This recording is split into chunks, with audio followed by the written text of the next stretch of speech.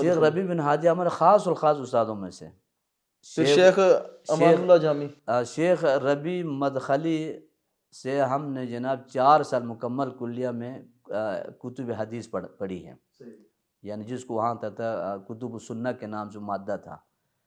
شیخ محمد امان جامی بھی Medina university میں جب ہم گئے تو کلیۃ الحدیث کے وہ عمید تھے، اور ہفتے میں 1 پیریڈ جو ہے نا وہ بھی ہمیں پڑھاتے تھے. اور باقی شیخ محمد امان جامی سے جامعہ سلفیہ میں وہاں سے بھی تعارف تھا، اور پھر ان کو ہمارے علاقے کا جو ہے یعنی بخوبی علم بھی تھا کہ علاقے میں جو ہے جماعتی حالت کیا ہے، انفرادی یعنی افرادی قوت کے اعتبار سے بھی، مالی اعتبار سے بھی، تعداد کے اعتبار سے بھی، تو وہ اس علاقے پر خصوصی دھیان دیتے تھے، خیال رکھتے تھے. بلکہ انہی کی کوشش سے پہلی دفعہ 2 مبعوث لگے تھے بلتستان، انہی کی کوشش سے وہاں بلتستان کے لیے، مولانا عبدالرحمن خلیق رحمۃ اللہ علیہ اور مولانا عبدالوہاب حنیف رحمہ اللہ، یہ دونوں جو ہے پہلی دفعہ مبعوث لگے، اور انہی کی وجہ سے. تو شیخ محمد امان سے، شیخ ربیع مدخلی سے، اصل میں ان دنوں میں جب ہم پڑھ رہے تھے وہاں تو اکثر اساتذہ مصری یا سوڈانی تھے، سعودیہ کے بہت کم ہی تھے، مطلب 2-3 گنے چنے تھے، ان میں سے شیخ ربیع بھی تھے. اور شیخ محمد امان جامی تو اسے خود تو اصلاً تو ایتھوپیا کے ہیں لیکن سعودی تھے، جنسیت ان کے نیشنلٹی جو سعودیہ کی تھی، ان سے بھی ہم نے پڑھا. شیخ ان کے نظریات کے بارے میں بڑی افراط و تفرید پائی جاتی ہے. نہیں یہ تو بالکل زیادتی ہے جی ان کے ساتھ، یعنی زیادتی ہے. اور یہ کہنا کہ اب تو یہ 2 مستقل بلکہ المیہ ہی ہے کہ ایک دفعہ کویت گیا تو کویت میں مولانا ہمارے ناظم اعلیٰ صاحب سے مولانا عبدالواحد حافظ اللہ کے ساتھ کویت میں تھے.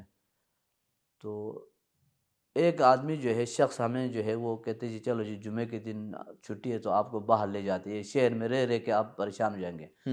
اس کی گاڑی میں اتنی بڑی ایک کتاب تھی جی، ہاں اتنی بڑی کتاب. اب وہ کتاب جب ان کی اجازت ہم نے دیکھا تو شیخ عبدالرحمن عبدالخالق کویت، انہوں نے ربیع مدخلی کے رد میں اس کے جواب انہوں نے دیا. یہ دونوں جناب علی ایک دوسرے کے رد کر کے اتنی بڑی کتاب بن گئی تھی.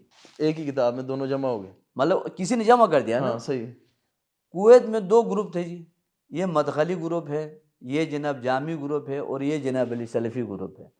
تو یہ تو بالکل ہم نے ان کو دیکھا ہے. یعنی آپ یقین کریں کہ اہل حدیثوں میں بھی، یعنی جب ہم پڑھتے تھے ہمارے ہاں بھی اساتذہ کرام غیر شعوری طور پر اسماء و صفات میں تاویل کرتے تھے. اہل حدیث یعنی جب ہم نے خود پڑھی اساتذہ سے ترجمہ کرتے حدیث کا، والذی نفس بیدہ، اس اللہ کی قسم جس کے قبضہ قدرت میں میری، یہ قبضہ قدرت کیا ہے؟ یہ تاویل ہے. یعنی غیر شعوری طور پر، چونکہ یہاں جناب جو عقیدہ جو رائج تھا تو اس سے متاثر ہو کر یعنی بندہ یہ سوچے بغیر میں کہہ کیا رہا ہوں. جب یہ دونوں بزرگ آئے نا جامعہ سلفیہ میں پڑھانے کے لیے، شیخ محمد امان جامی اور شیخ علی مشرف العمری، انہوں نے جناب علی عقیدے کے حوالے سے اور منہج سلفیت پر عمل کے حوالے سے ان دونوں کی کوشش سے اہل حدیثوں کے اندر بھی ہلچل مچ گیا. بہت سی ایسی بدعات جو اہل حدیثوں کے اندر موجود تھی، ان لوگوں کی محنت سے وہ پورے پاکستان میں ختم ہو گیا. تو ان کی بڑی کوشش ہے جی، بڑی محنت ہے، یعنی اصلاح عقیدہ کے اعتبار سے بہت وہ ہے. یہ کہ بس جی یہ حکومت یا حاکم کے جناب چاپلوسی کرنے والے یہ ہے تو وہ زیادتی ہے. یعنی اپنے اور پھر ہمارا ہوتا بھی یہ ہے نا کہ مجھے یاد ہے کہ جب سید ابوبکر غزنوی رحمۃ اللہ علیہ نے وفات پائی تو فیصل آباد دھوبی گھاٹ میں ایک تعزیتی اجلاس کانفرنس ہوئی تھی. تو اس میں علامہ احسان ظہیر رحمۃ اللہ علیہ نے یہ فرمایا تھا کہ اہل حدیثوں تم سے عزت کرانے کے لیے بندے کو مرنا پڑے گا. یہ حقیقت بات ابھی بھی ایسی ہے. ہاں ایسے ہی ہے.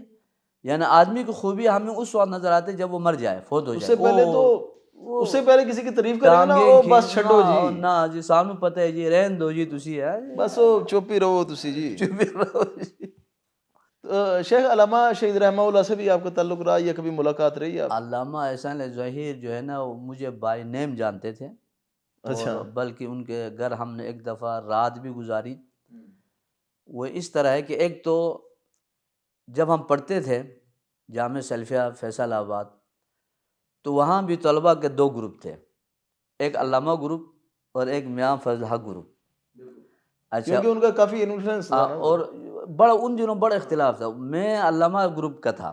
اچھا، اور مولانا بس اللہ معاف فرمائے، مولانا عبد الرحمن مدنی رحمہ اللہ سے اکثر جو ہے نا ہمارے اسی بات پہ وہ بحث مباحثہ ہوتا تھا. تو اصل میں علامہ سے تعارف تو تھا ہی. یہاں جو ہے 1984 میں مدینہ یونیورسٹی سے یعنی دورہ تدریب اللغہ العربیہ کے لیے اسلامی یونیورسٹی سے کچھ ایک ٹیم آئی تھی یہاں 84 میں. ان میں ربیع مدخلی صاحب بھی تھے.